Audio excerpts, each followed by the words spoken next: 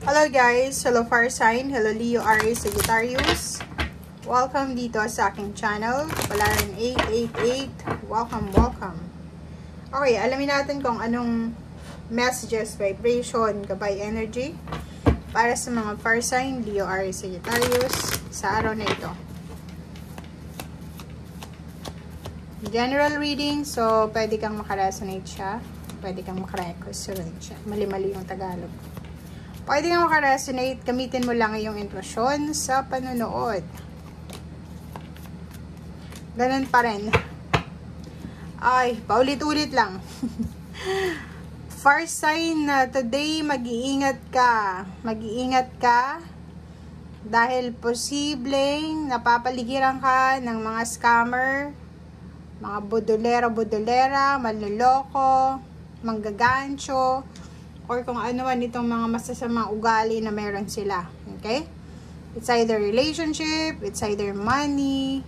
Mag-iingat ka. Yun ang kailangan mong i-prioritize sa araw na ito. Nakikita ko sa'yo dito na isang medyo may edad na lalaki or babae ang posibleng nag-aalala para sa isang batang babae. Parang ganun.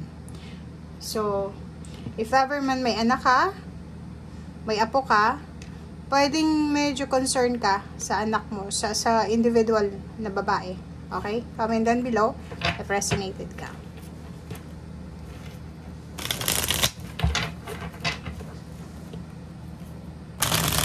Meron din ditong siguro may mga batang individual sa buhay mo na medyo rebellious, 'di ba? Nagre-rebelde sila.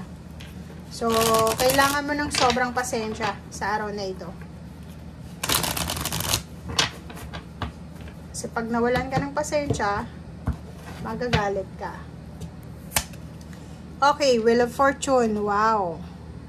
So, etong Wheel of Fortune na to is victory, success, transition, transformation, pagbabago. So, may magbabagong magaganap sa buhay mo. Simula sa araw na ito. So, it's an overall transformation siya, guys. So, it's a money, financial, or emotional transformation or transition sa buhay mo. Oh, wow. Ang ganda. Nakikita ko siya dito na may Fire Sign Leo, Aries, Sagittarius dito na sobrang mag-iiba sila ng mindset nila, ng point of view nila. Kasi kung dati ay hindi ka masyadong focus sa pag-iipon ng pera, ngayon, lalo na sa araw na ito, ma-appreciate mo yung pag-iipon. 'Di ba? Lalo kung may mga pinagdadaanan kayo, mga financial problems. Kahit yung mga piso, 5 pesos, 10 pesos na coins, ay sobrang yung pinapahalagahan siya. Nandito ka sa Four of Pentacles na lahat ng kikitain mo is i-imbak mo lang, isi-save mo. Parang nakikita ko sa'yo, ayaw mong gumastos kahit konti kasi ayaw mong mabawasan yung pera mo or financially wala ka talagang source ng financial. Mag-iingat ka kasi posibleng may isang tao na binabalakan ka. Ito, false person.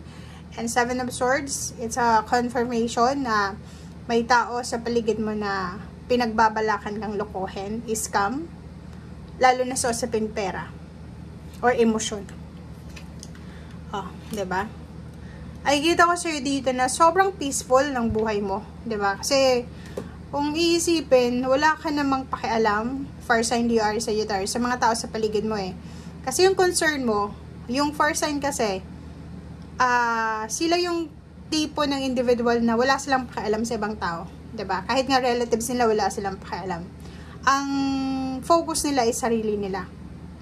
But today, kung makikita mo yung King and Queen of Cups, sinasabi ng baraha, mag-iingat ka kasi kailangan mong makialam dito. Kasi posibleng pamilya mo, buong pamilya mo, ikaw mismo ang i-aatake ng mga manlulokong tao or scammer na tao. Sa relationship, mag-iingat ka. May mag-o-offer sa'yo ng love or relationship. May mag-o-offer ng kasal. Pag-isipan mong mabuti. Huwag kang agad maniniwala. Sa pera naman, nakikita ko sa'yo dito na sa araw na ito, gusto mong humingi ng tulong pinansyal. Siguro, may asawa kang water sign, may kapamilya kang water sign, and gusto mong humingi sa kanya ng tulong pinansyal. Kasi financially, sobrang walang-wala ka na talaga. Comment down below yung mga first sign DUR Sagittarius na sobrang said na yung pera nila. Diba? So, makikita mo dito, gusto mong humingi ng tulong sa kapamilya mo. Gusto mong umutang sa kanila or gusto mong humingi ng tulong sa araw na ito. Siguro isa siyang mayaman, nakapamilya. Kaso lang, ang nakikita ko sa'yo dito, natatakot ka na i-reject ka.